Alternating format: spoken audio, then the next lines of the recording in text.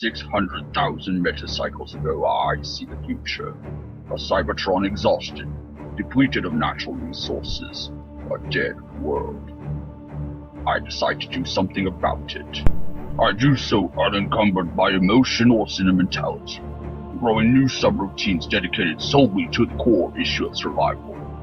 Ultimately, I initiate a program dubbed Regenesis. I consider structure and form, action and reaction, cause and effect, but I neglect to factor in one fundamental universal constant: chaos. I tell no one. I already know I will be ignored. My warnings drowned out in the clamor of civil war. First I stockpile raw energon. Then I refine and distill that into a potent elemental catalyst. The end product is loaded into special warheads and launched into space. Distant planets with a specific geological profile are targeted and seeded. Then I wait.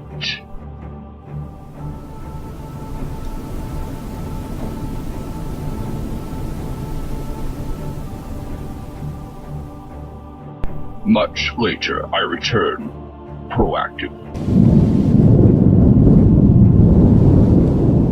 Without proper regulation, the energon reaction will inevitably spiral out of control. From this point on, I am committed. There is no going back. Megatron will brand me a rogue, a traitor, but such considerations are moot. In the war I envision, one of dislocation and attrition, resources will become paramount. Regenesis will ensure that I control the balance of power. And ultimately I serve only one master: pure logic. Does anyone have the faintest idea what he's doing down there? Not a clue, Snarl. The high concentrations of energon in the atmosphere is masking his movements from our scanners. But it's got to be connected, right? I mean, you don't just stumble across a planet with that kind of compatible profile. To be perfectly honest, Swoop, all that matters is that he is alone and vulnerable. I smell payback. Not so fast, Grimlock. Those energon levels are off the scale. We go down there without some kind of protection, we'll be in stasis lock in nanoclicks. Don't give me problems, Slag. Just solutions. We owe that one-eyed freak. We were away and clear, back in Autobot Help territory.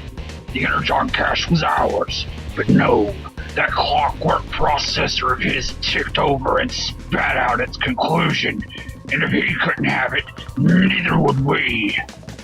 In Prime, he just said to forget it, but I can't. Won't. So find a way to put me down on that planet, whatever it takes. This planet is in flux. In many ways it mirrors our own. As mean temperature rise, so certain indigenous species, equipped for extremes of cold, begin to disappear. Evolution cannot keep pace with the transitional phases of the biosphere. Lacking the wit to comprehend their predicament, let alone act, they face certain extinction. Our race does too. We either evolve or die. The global dampeners will regulate the ongoing geological reaction. In due course, the new ore seams will settle, become inert. All I need is time. We what? We wrap ourselves in a synthetic equivalent of mammalian flesh, grown here in the CR chambers. And in the process, we adapt our secondary configurations to resemble local life forms. No way, never. Hey, you said whatever it takes. Shields? We don't have the resonant field harmonics. Shockwave apparently does. But then, it's safe to assume he had plenty of time to plan. If you want to stop him here before he moves on, this is the only way. Do it. but find us something better than these miserable specimens. Easier said than done. They're pretty much the best this planet has to offer. Look again. Find me something with some bite. Unless we plan to make Shockwave die laughing. This is more promising. By the looks of things, we have ourselves an extinct species. Reptilian. Big. Here, I'll show you. Well, perfect. It is done. Other seeded worlds demand my attention. I signal my ship, only to find that my ship is not responding. I conclude that either it has suffered some inexplicable and catastrophic technical malfunction, or it is no longer there. In which case...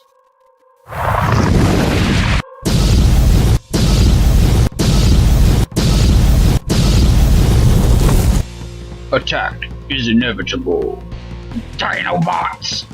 Beast modes! My ordered compartmentalized world explodes. I am in freefall, struggling to quantify the X and Y in this probable equation. I was expecting Megatron, or if not him personally, one of his tactical assault units, the Predacons perhaps. Instead them. I attempt to apply rationality curves, logic filters, and fail. Random fragments of audio input begin to imprint on my reasoning membrane. Made us look bad, laughing stock. Energon burns. Took almost a decacycle to heal up. All that careful planning, and you just hurt us. We hurt you. Never forget. Never forgive. Watched. Waited. And a pattern of sorts begins to emerge. The incident in Subsector 9, a raid on an Energon silo. I was dispatched to tidy up, and then it hits me.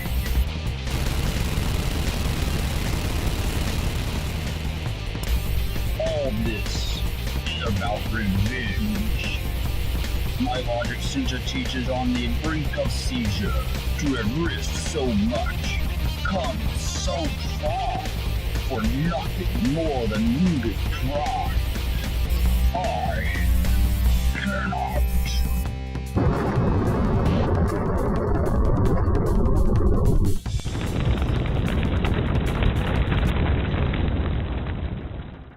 Unable to properly process the archaic nature of these individuals, I simply shut down my higher functions.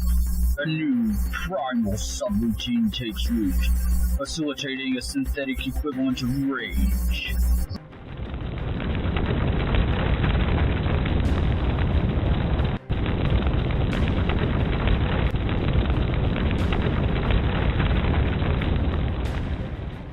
I evolve.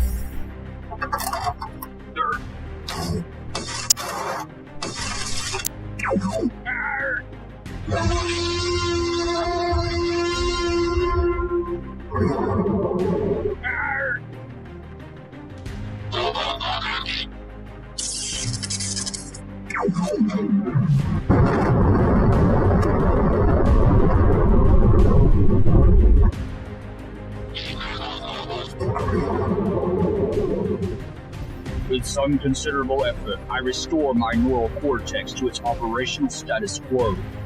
But even as my rational functions reinitialize, I experience a momentary rush, a sensation, liberation, intoxication, satisfaction. I filed these away for later consideration. The battle clearly is over. Some, however, simply do not know when to quit. The effort, the sheer force of will displayed, is beyond easy comprehension or classification. Warning, Energon overload, stasis lock imminent. But in the end, all the grit and tenacity in the world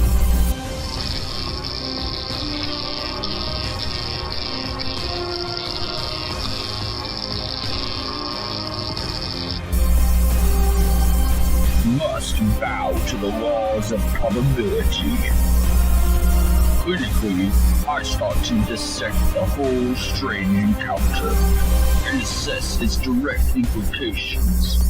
I consider structure and form, action and reaction, cause and effect. But I neglect to consider one fundamental, universal constant: chaos.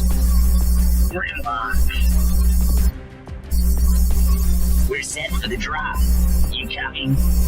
Be right there, Swoop.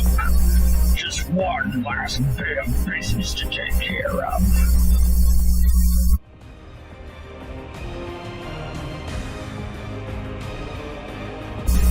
The Dinobots have a vessel in orbit, though undoubtedly the command sequences are encrypted. I will eventually crack them. All I need.